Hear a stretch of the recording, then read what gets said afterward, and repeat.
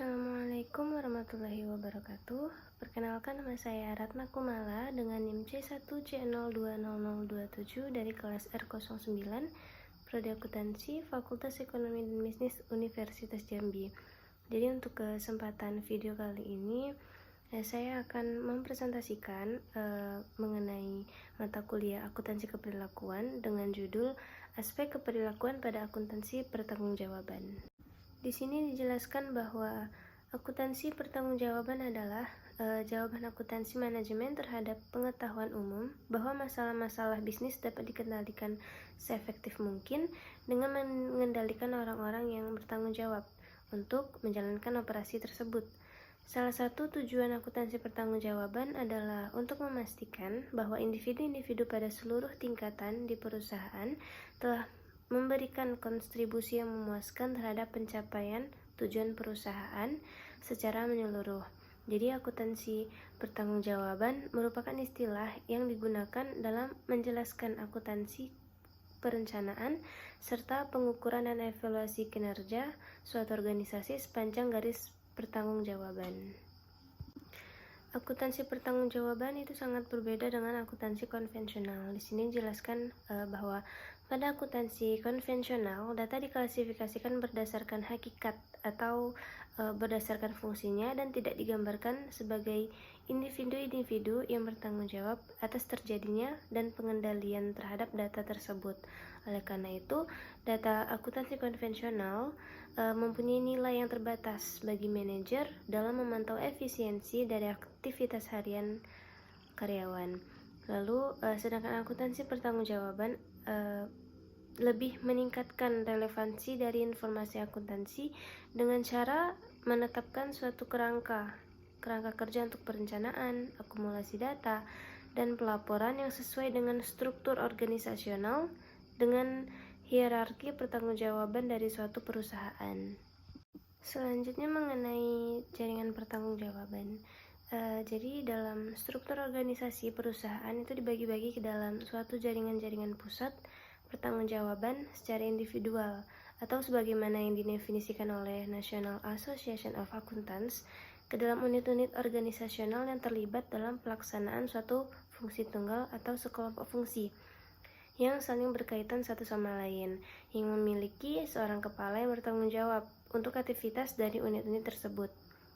Dengan kata lain, setiap unit dari jaringan organisasional ini, atau secara lebih spesifik, individu yang bertanggung jawab untuk unit tersebut bertanggung jawab untuk melaksanakan suatu fungsi dan untuk menggunakan sumber daya seefisien mungkin dalam melaksanakan fungsi tersebut. Selanjutnya, jenis-jenis pusat pertanggungjawaban.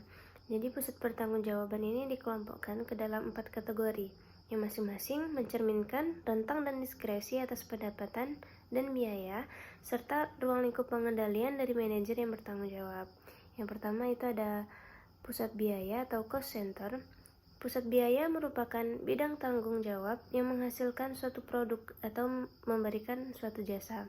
Lalu yang kedua ada pusat pendapatan. Jika tanggung jawab utama dari seorang manajer adalah penghasilan pendapatan, maka segmennya sebaiknya itu diperlukan sebagai pusat pendapatan. Lalu yang ketiga ada pusat laba. Pusat laba merupakan segmen di mana manajer memiliki kendali baik atas pendapatan maupun atas biaya. Manajer dievaluasi berdasarkan efisiensi mereka dalam menghasilkan pendapatan dan mengendalikan biaya. Lalu yang keempat itu ada pusat investasi. Manajer pusat investasi bertanggung jawab penuh terhadap investasi dalam aktiva serta pengendalian atas pendapatan dan biaya.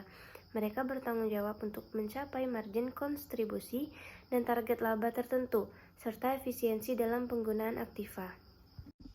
Selanjutnya mengenai korelasi dengan struktur organisasi.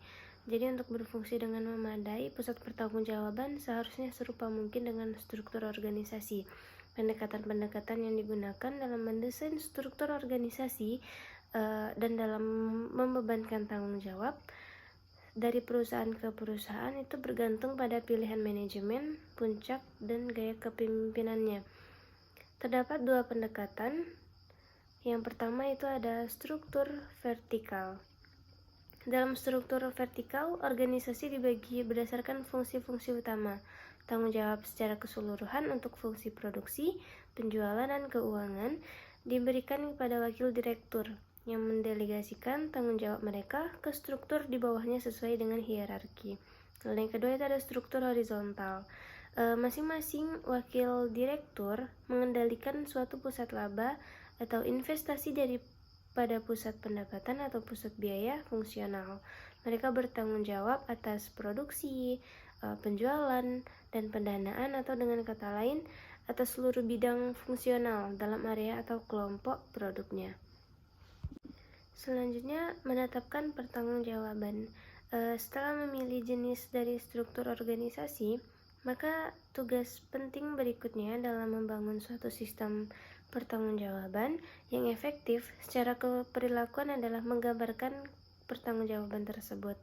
Pengaruh perilaku yang menguntungkan dari pembebanan tanggung jawab atas fungsi-fungsi tertentu kepada individu didukung dengan riset-riset empiris.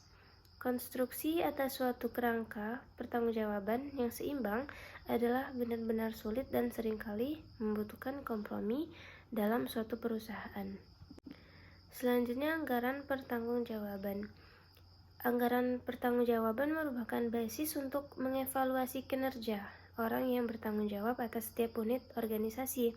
Karakteristik dari anggaran pertanggungjawaban adalah bahwa manajer pusat pertanggungjawaban dibebani target kinerja hanya untuk pos-pos pendapatan dan biaya yang dapat mereka kendalikan.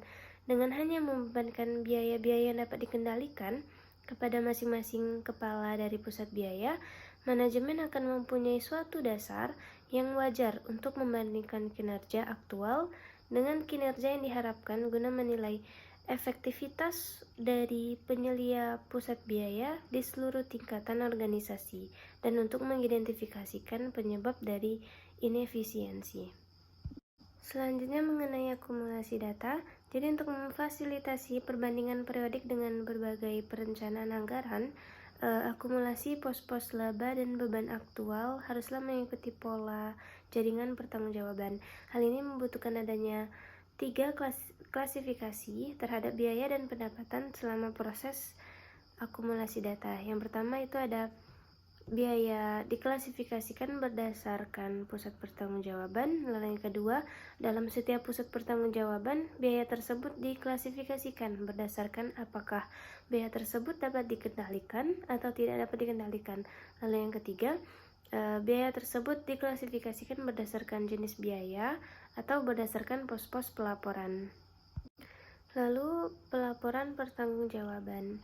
Jadi laporan-laporan ini merupakan media lewat mana biaya-biaya tersebut dikendalikan, efisiensi manajerial diukur, dan pencapaian tujuan perusahaan tersebut dinilai.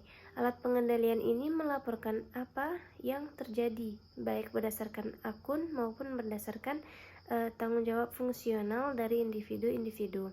Laporan kinerja didistribusikan kepada manajemen puncak dan manajer di tingkat yang lebih rendah.